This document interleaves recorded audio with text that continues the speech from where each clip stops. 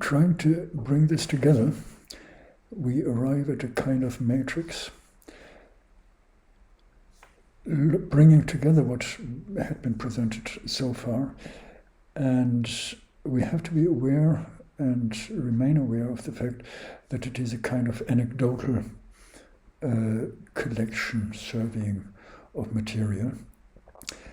The main challenge is actually grasping very complex scenario of different methodological requirements in a way that it is still reasonably operational. Quantitative analysis is very soon reaching its limits in grasping these realities. In consequence, we have to transform the multi-layered perspective into a procedure of multiple consecutive steps. At the end, we will still be limited to understand one step only, importantly keeping the other aspects in mind. This seems to be unavoidable, maintaining the complexity, but admitting that we cannot grasp it in a nutshell. So first, we are referring to the theory of regulation, the French school, and we take as its core the accumulation regime and the mode of regulation as point of departure for the entire analysis. With this, we are looking at the foundation of society building in its socio-political-economic structuration, mind the complexity. As such, it is quasi-reified in a specific set of normative and legal mechanisms of regulation.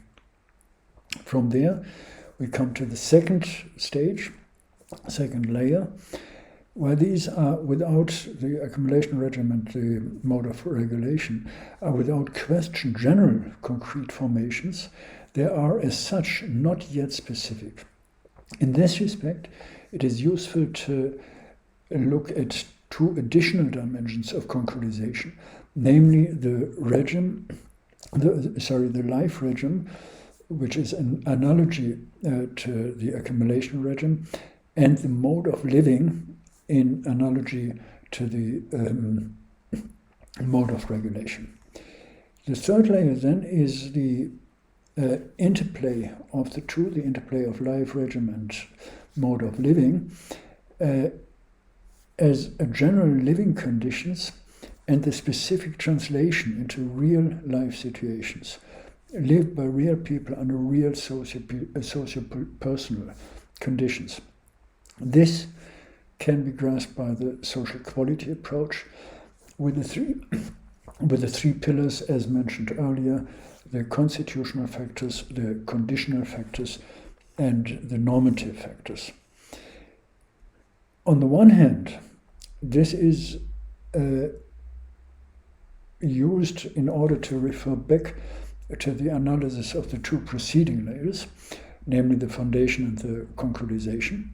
At the same time, it opens the perspective to analyzing the historical dimension and the spatial dimension, as it will be presented in the following. So the fourth layer is then to refer to what Fernand Braudel understood as the dimensions of the historical perspective, namely the stabilization, longue durée, the modification, and the alteration or adaptation when it comes to the history of events. Then we reach at the spatial dimension, which is composed of the local level, the immediate community and reference to peers, people we know, we are interacting with them on a day-to-day basis. The first level of regional development, the characteristics being positioned within nation states, the level of the nation state. Then the second level of regional development, characterized by the contradistinction to other regions, followed by the perspective of global society, and finally the cosmopolitical perspective. Of course, finally, we have to consider the mutual influence and the interference of the historical and the spatial dimension. In the following, an example, a first approach of such socio-cultural analysis of the CEE countries will be undertaken. The fundamental problem of the history of these countries, and this has to be seen in the fact of a historical experiment, is that it was about the establishment of a socio-economic system within the confines of one country, as the beginning, the idea being later to extend this first to a calculable group. This had been after the Second World War, and the idea was, of course, then the world revolution, the change of the entire world system. This is problematic insofar as the initiative geared towards the constitution of socialist formation has to be, by its very definition, a global enterprise. So a limited approach is, as such, questionable, at least. The statement does not refer to the earlier debates on socialism in one country in the 1920s, or although they surely play a role. It is suggested that we are dealing with this tension between the constitution of a formation on the one hand and the establishment or design of the system on the other hand. So we have formation on the one hand as a more fundamental change, and the design of systems, the adaptation, if you want, on the other hand. And the conceptual reference of this is that formation, instead of the system, aims at highlighting the conscious interwovenness, interlinkage of the macro and the micro level. While we have to keep all aspects of the methodology, of the methodological matrix in mind, we focus for the purpose of the present analysis on the social quality approach as one layer and the point of departure of the analysis.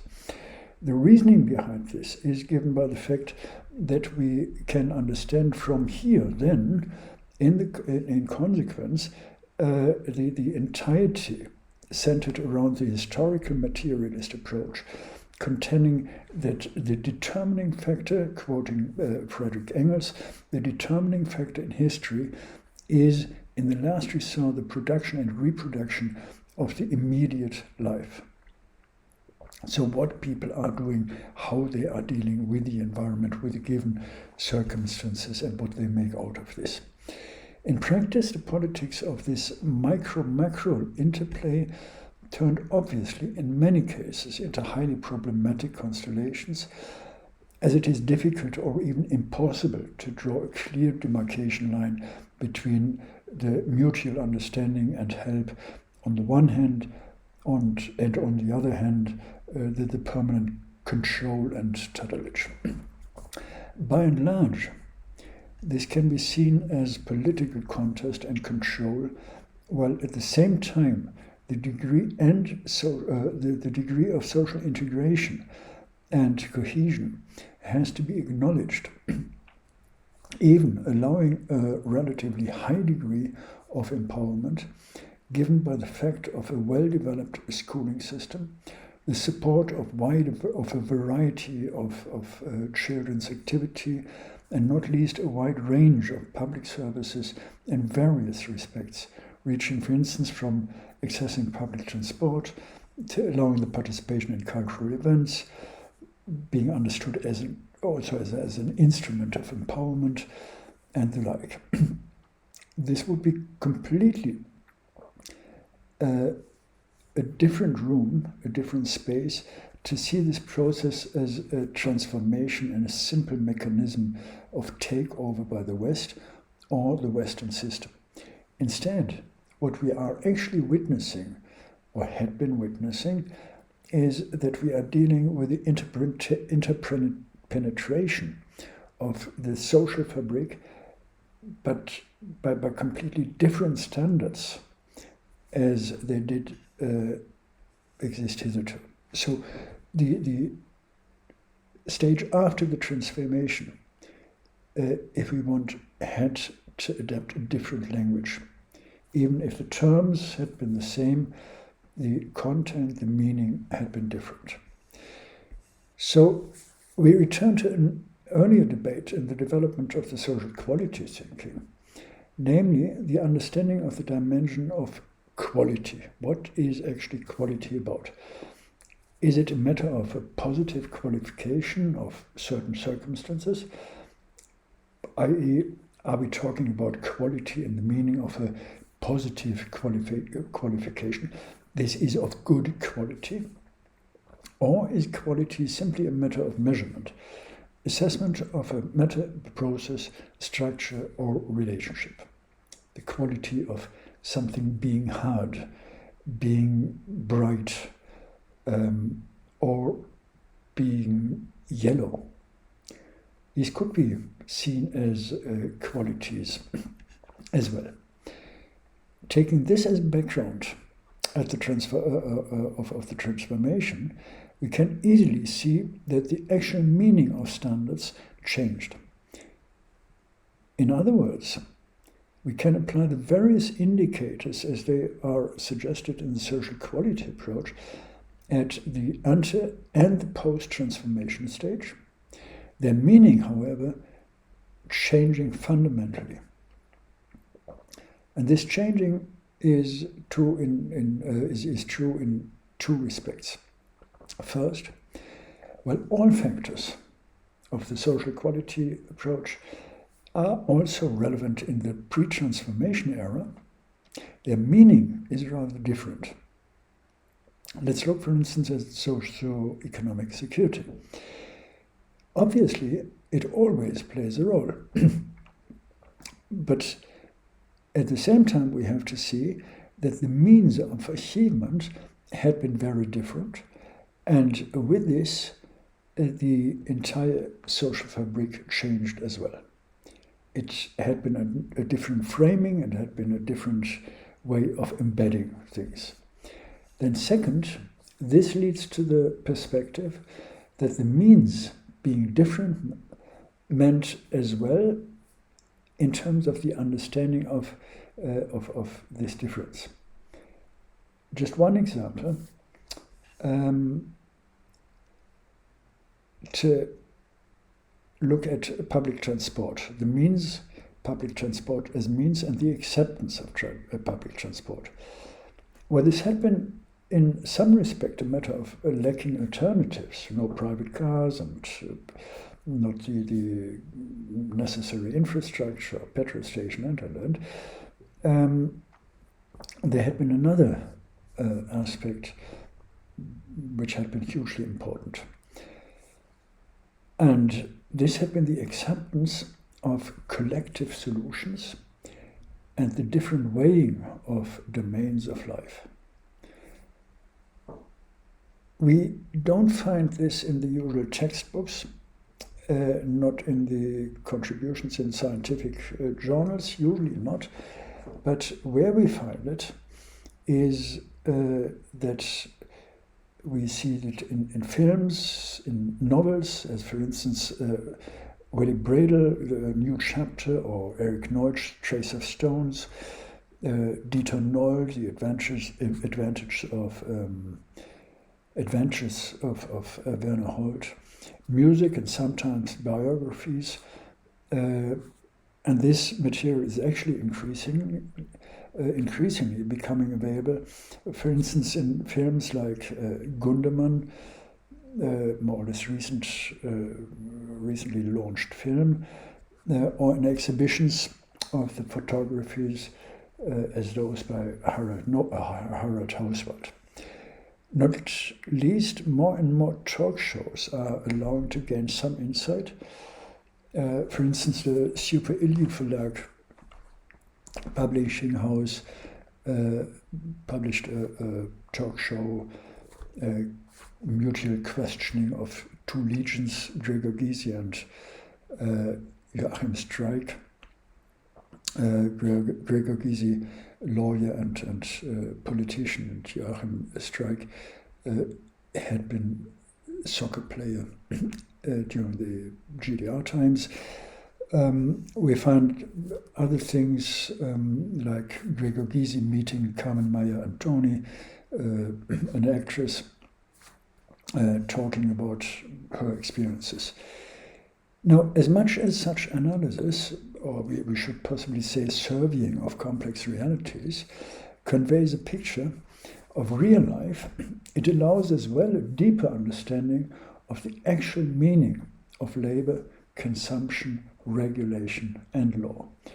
What appears to be abstract gains clarity, gains actual meaning when we look through the glasses of events, of experience. Coming to some conclusions. The following methodological reflections, and it couldn't be more looking then at some examples, can only be seen as a sketch of an approach that is suitable to develop an understanding of the social quality of countries and regions that are undergoing a process of transformation. I use the term hesitatingly. And it is strongly based on a review of the developments of the former GDR, in this case simply for pragmatic reasons and for the limits of my knowledge. Transformation first. Transformation means, importantly, that we are not looking at the development of key factors. A development that is concerned with different paths and movements on one common ground. Instead, we are concerned with paths and movement on different planes. This is important, that we are not simply talking about a continuation or a slight alteration. Second, this means not least that we need a different terminology, although and especially if we apply the same words and concepts, seemingly.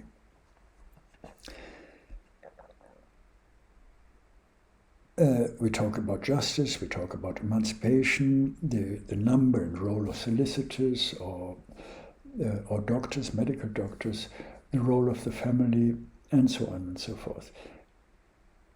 Using the same words, there is a huge difference nevertheless. Third, applying a thorough and deep analysis allows to relate different aspects of social quality. Analysis ventilating questions like the following. Are we concerned with the secular development, or are we concerned with a specific approach to individual countries or regions? Are they specially defined by historical circumstances? And if so, is it a matter of stability, alteration, or far-reaching change?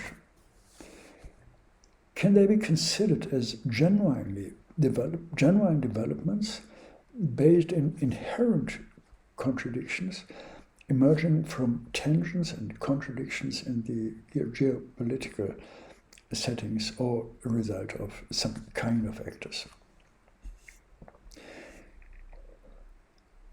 The main issue for developing a social quality perspective in respect of transformation can be defined now by the extent and degree of non-conformity or conformity and coherence, divergence between the point of departure and the new and future societal development. Of course, this implies that we find major shifts at some stage and we find a permanent development on the lower stages. Not being aware of it, although we may be soon concerned by it in serious terms because of the climate change. So the next point then is, after looking at these questions, that it adds the dimension of social quality analysis, which may be called degree of disruption. This is a kind of new part, I suggest, of social quality thinking. While there is the saying that the grass is always greener on the other side, there's another saying, a popular wisdom if you want, stating that nothing is better than home, and that it is difficult to transplant old trees. This is what we find as part of processes of transformation. The alternative that had been promised, the blossoming landscapes, turned out to be much less than promised at end, and brought in fact in several instances. For certain groups of the popular and the groups of different spaces, as a consciously applied part of the thinking, means that we find in some areas, the CEE countries, the subjective and objective, or the objective and subjective feeling of disadvantages without any compensation. And this way we may talk about a takeover, although I don't think it's a very clever term. And this is the final remark. We have to be very careful when it comes to language. We find many false friends, false kindreds, and it is important to secure this wider understanding as a means of a different and extended methodological approach.